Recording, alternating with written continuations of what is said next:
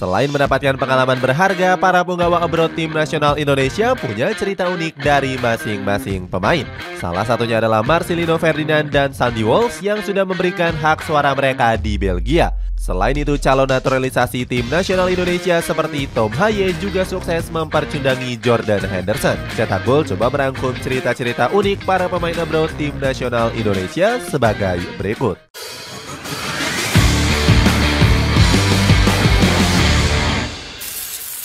Tom Haye yang sukses percundangi Jordan Henderson. Tom Haye mendapatkan pengalaman berharga setelah bermain sebagai starter menghadapi Ajax Amsterdam. Calon pemain naturalisasi itu punya atribut yang cukup lengkap. Dalam pertandingan menghadapi Ajax, Tom Haye tercatat mampu melepaskan 39 operan akurat. Pemain keturunan Sulawesi Utara itu juga sukses mencatatkan 3 umpan kunci dan melepaskan 1 tembakan berbahaya.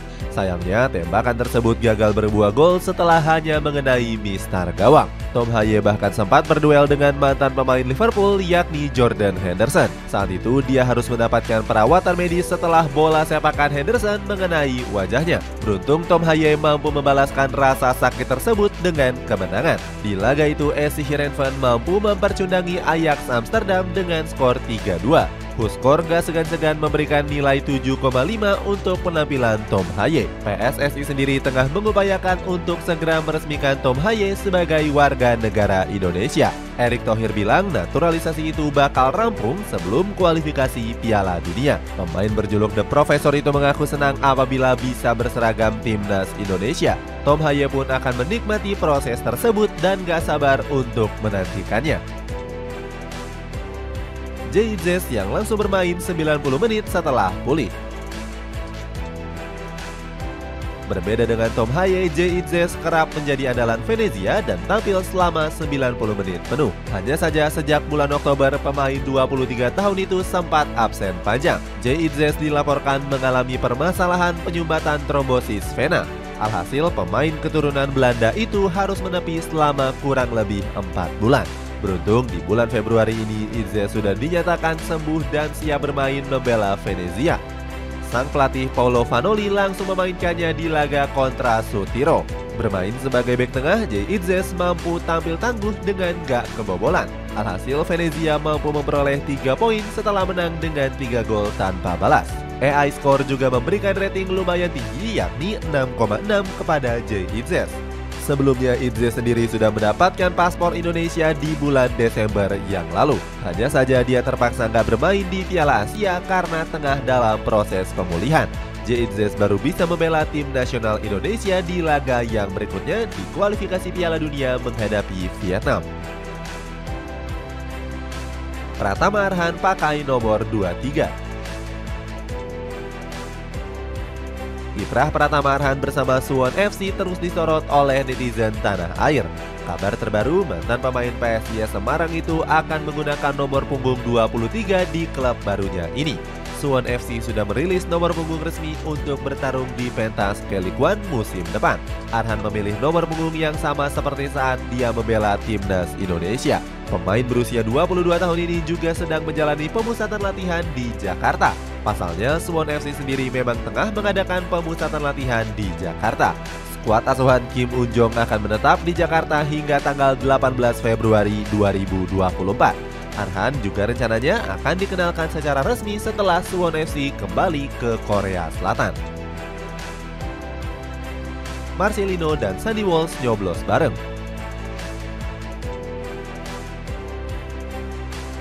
Cerita unik lainnya datang dari Marcelino Ferdinand dan juga Sandy Walsh yang nyoblos bareng di pemilu tahun ini.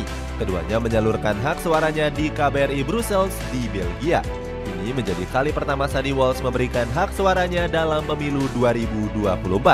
Pemain dari KB Mechelen ini mengaku antusias mengikuti gelaran pemilihan umum di Indonesia. Semangat ini dibuktikan ketika Sandy Walsh mendalami terlebih dahulu visi dan misi dari ketiga calon presiden. Dia sempat kebingungan untuk memilih kandidat yang akan dicoblos. Selain itu, Sandy Walsh juga meminta masyarakat Indonesia nggak golput di pemilu 2024. Tak sendirian, Marcelino juga terlihat antusias mengikuti pemilu 2024 di KBRI Brussels. Pemain berusia 19 tahun ini terlihat datang bersama sosok Ilhan Fandi, rekan satu timnya di KMSK Denze. Namun momen unik terjadi karena Marcelino rupanya telat datang ke KBRI Brussels. Mantan pemain Persebaya Surabaya ini telat 19 menit dari waktu yang dijanjikan. Sandy Walsh pun langsung meneriaki Marcelino yang memang sering telat dengan nada bercanda.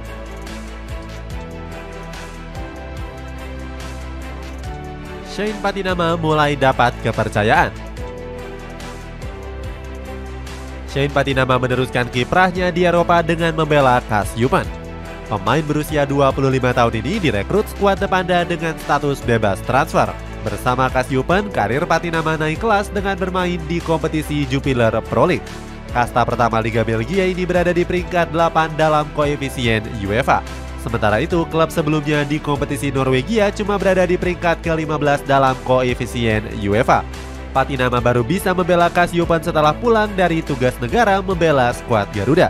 Dirinya langsung diberikan kesempatan debut saat menghadapi Kivi Mikkelen yang diperkuat oleh Sandy Walsh.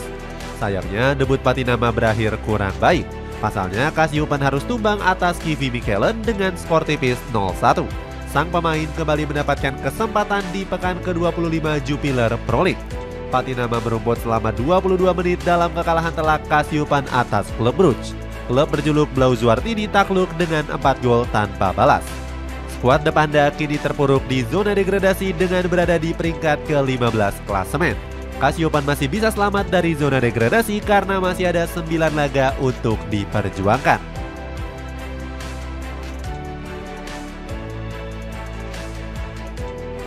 Elkan Bagot langsung debut di Bristol Rovers. Elkan Bagot memulai petualangan barunya di sepak bola Inggris dengan berseragam Bristol Rovers. Ipswich Town meminjamkan bek andalan Garuda ini hingga akhir musim. Bersama skuad The Pirates, Bagot langsung disambut dengan hangat. Sang pemain bahkan diperkenalkan dengan elegan oleh Bristol Rovers lewat sosial media resmi klub. Bagot merasa jika suasana dan lingkungan skuad The Pirates membuatnya nyaman. Pemain kelahiran Bangkok ini semakin percaya diri bakal tampil lebih sering bersama Bristol Rovers. Kepercayaan Elkan Bagot ini terbukti benar karena langsung mendapatkan kesempatan debut. Dia tampil pertama kali untuk Bristol Rovers saat menghadapi Exeter City. Setelah debut, Matt Taylor kembali memainkan Bagot di 2 laga berturut-turut. Bagot yang bermain 90 menit gagal menghindarkan Bristol Rovers dari 2 kekalahan. Meskipun belum memberikan penampilan terbaik, Bagot tetap disemangati oleh Matt Taylor. Sang pelatih yakin jika pemain asal Indonesia ini bisa segera tampil apik untuk Bristol Rovers. Justin Hubner yang semakin matang di Wolverhampton U21. Terakhir ada Justin Hubner yang karirnya semakin matang bersama Wolverhampton U21. Namanya bahkan sempat masuk dalam line-up Wolves menghadapi Arsenal di bulan Desember. Namun sayangnya pelatih Gary O'Neill hanya menaruhnya sebagai penghangat bangku cadangan saja. Meskipun begitu, Hubner tampil baik berseragam Wolverhampton U21. Dia tampil sebagai starter di laga menghadapi Manchester City U21. Hasilnya Wolverhampton U21 mampu menahan imbang The Citizen muda dengan skor 3-3. Walaupun Hubner tampil sebagai bek tengah, tapi dia begitu tajam di kompetisi Premier League 2. Terbukti sang pemain telah melesakkan 4 gol dari 10 pertandingan. Media asal Vietnam sempat terkesima dengan penampilan cemerlang Hubner bersama Wolves U21. Dalam sebuah artikel dari The Town 247, Hubner disebut sebagai pemain yang potensial. Itulah ulasan cerita unik pemain abroad tim nasional Indonesia. Bagaimana pendapatmu? Apakah performa mereka bisa terus meningkat dan mengharumkan tanah air? Coba tulis pendapatmu di kolom komentar di bawah ini.